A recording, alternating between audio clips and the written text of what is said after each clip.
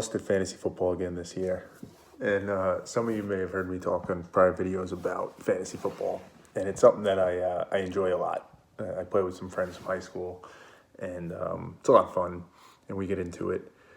But I have a bit of a love-hate relationship with it, particularly over the last couple of years as I've been gotten more into this kind of video content, psychology, philosophy stuff. But I lost again this year, and it was okay, right? I handled it better than I have in past years where it because I'm so into it, because we enjoy it so much, like it sucks to lose, or maybe it's just so much fun to win. So I was better with that this year. I processed that better, which is stupid but true. But I was thinking about it recently, and it's possible I'm just a sore loser, and you'll see why I say that in a second. But I think the reason I've had such a tough relationship with fantasy football is because I inherently like things to go the way they're supposed to go. Now, obviously, right? I think most of us do. But I have this expectation that it will, or that it should, and I want to try and control that as much as I can. It's probably a large part of the reason why I'm a people pleaser. People pleasing is a way to kind of control a situation and keep it on track as best we can. That's kind of, it's a flaw. It's a flaw that I've always had. When I was younger, I used to throw a lot of temper tantrums. And by younger, I mean not necessarily in elementary school, even after that at times. And it's all rooted in that.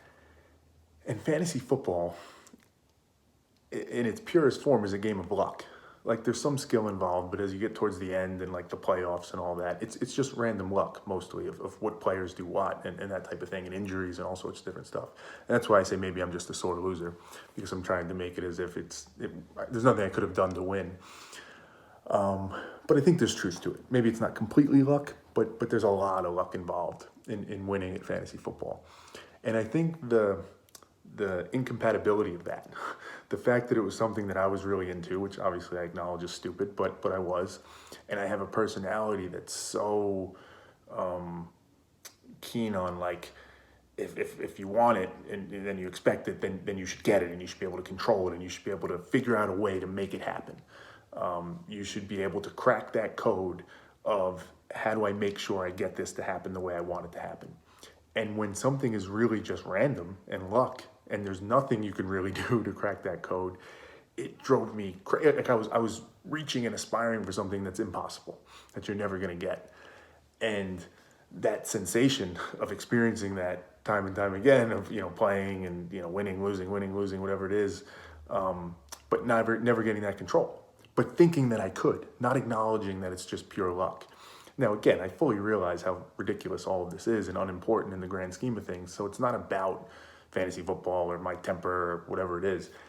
It's about the realization of, like, these little things that you can that are representative, for sure. There's other issues that are more important where this dynamic comes to play.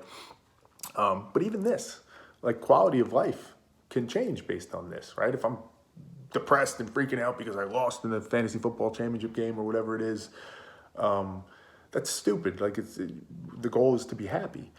And if there's a way to, like, oh, look, I didn't realize that this thing is actually, the way I'm approaching it, I'm setting myself up for anger and disappointment and whatever, frustration. That's useful. That's helpful. Now, again, maybe I'm just a sore loser. Maybe I should just not care that much about fantasy football. All those are fair possibilities, and I fully entertain they may be true. But again, I just think this is an interesting dynamic here, one of those realizations you have when you dig deep enough to understand what's really happening.